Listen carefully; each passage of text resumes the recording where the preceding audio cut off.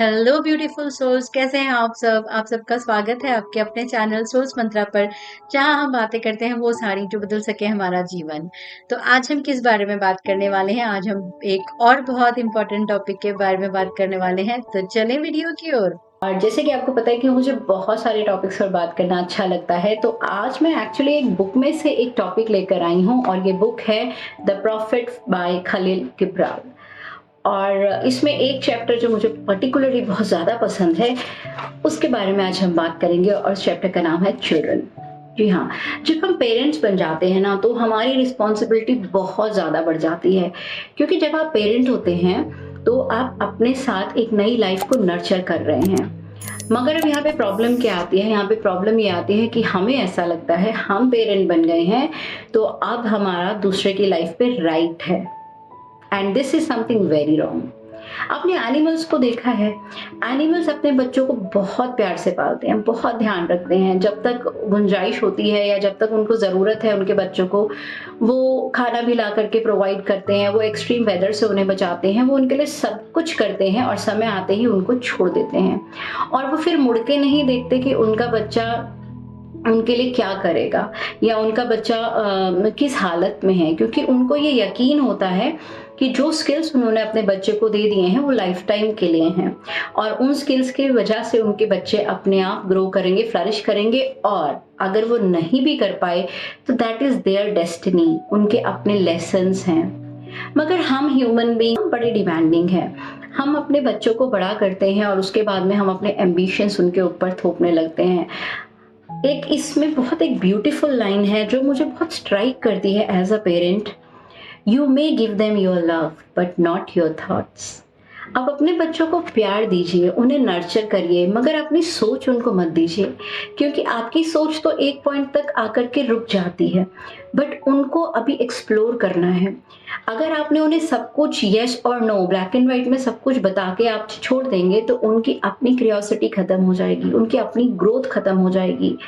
और एक बात सोचिए, इस बुक में भी ऑथर हमें ये बताते हैं कि जब आप एज अ पेरेंट इतने वरीड हैं अपने बच्चों के लिए, इतना प्यार करते हैं, तो सोचिए वो परमात्मा जिसने आपको भी बनाया और जिसने आपके बच्चों को भी यहाँ पर भेजा है, उसने भी तो कुछ सोचा होगा, उसने भी तो कुछ पर्पस सोचा होगा ना। तो आप तो इतना सोच सकते हैं, अगर वो कितना सोच सकता है ये आपको पता भी नहीं है। तो आप एक बड़ी पिक्चर का इतना सा हिस्सा देखते हैं और फिर उसके अकॉर्डिंगली आप अपने बच्चों से एक्सपेक्टेशंस रखना शुरू कर देते हैं। हमें मानती हूँ कि हम एट टाइम्स ऐसी एक्सपेक्टेशन नहीं रखते कि बच्चा हमारे लिए कुछ करे, बट हमारी बच्चे से उसके ही प्रति बड़ी एक्सपेक्टेशंस होती हैं कि वो एक सोशल स्टैंडिंग पर आ जाए, वो एक पर्टिकुलर जॉब में जाए या पर्टिकुलर प्रोफेशन में जाए और उसके समाज में ऐसी रिस्पेक्ट होनी चाहिए। और ये कई बार बहुत बर्डनसम हो जाता है, क्योंकि हर सोल की जर्नी अपनी है। वो आपके थ्रू आए हैं बट आपके लिए नहीं आए हैं, ये अंतर हमेशा याद रखिएगा। आपके बच्चे जीवन में अपनी एक जर्नी को कंप्लीट करने आए हैं एज अ सोल, और आप एक जरिया है, क्योंकि उन्होंने उनकी जर्नी में आपका एक कंट्रीब्यूशन है। और वो कंट्रीब्यूशन के बाद में आपको ग्रेटफुल हो जाना चाहिए कि ओके, मेरा काम यहाँ खत्म हुआ, और उसके बाद में उन्हें छोड़ दीजिए। अब ये उनके ऊपर है कि वो आकाश की ऊंचाइयों तक जाते हैं या फिर उन्होंने अपने लिए स्ट्रगल का पाथ चुना हुआ है। तो एज अ पेरेंट एक पॉइंट के बाद में आपको न्यूट्रल ऑब्जर्वर की स्पेस ले लेनी है, और जब तक आप वो न्यूट्रल ऑब्जर्वर नहीं भी है ना, तब भी आपको अपने बच्चों की लाइफ का ड्राइवर नहीं बनना है। आप एक जीपीएस हैं, सिर्फ आप रास्ता बता रहे हैं, उसे फॉलो करना या नहीं करना वो आपके अपने बच्चों की विल है, उनकी अपनी विश है।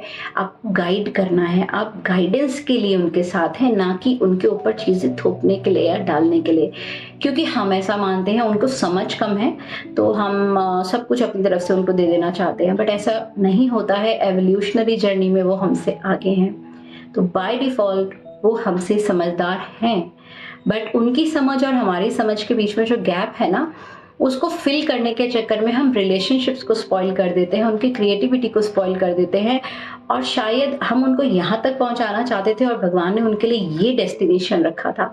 तो आपको ध्यान रखना पड़ेगा कि कहीं ऐसा तो नहीं है कि आपने बड़ा बड़ा सोचने के चक्कर में अपने बच्चे के लिए बहुत छोटा सोच दिया, उसके लिए बहुत बड़े प्लान्स यूनिवर्स ने बना रखे थे, बट आपने उसको इतने से पे ही सीमित कर दिया क्योंकि आपने बड़ा नहीं सोचा, आप इससे आगे सोच नहीं सकते थे, आपको इससे आगे कुछ दिख नहीं रहा था। तो इसीलिए ना इसमें ऑथर बहुत अच्छे से एक वर्ड डिफाइन करता है कि जैसे आर्चर होता है ना, जो धनुष चलाते हैं, उनको पता होता है ना कि उनको कितनी दूर खींचना है, कितना ज़्यादा पीछे खींचना है और फिर वो निशाना आगे जाके लगता है। तो ऐसे ही हमसे ऊपर एक आर्चर बैठा है, हमसे ऊपर वो बैठा है जो स्ट्रिंग्स को कितना खींचना है और कितनी दूरी तक जाना है और कितनी स्टेबल तरीके से जाना है, ये उसको पता है। तो हम दूसरों की डेस्टिनीज ना डिसाइड करें, हम अपने ऊपर काम करें।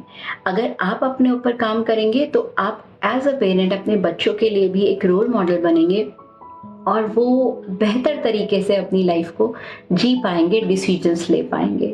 तो क्यों ना ये चेंज हम आज से ही लेकर आएं और हम बच्चों को खुल के ग्रो करने दें, फ्लरिश करने दें, गलतियां करने दें। गलतियां करने से जो हम सीखते हैं ना, वो किताबों से हम नहीं सीख सकते।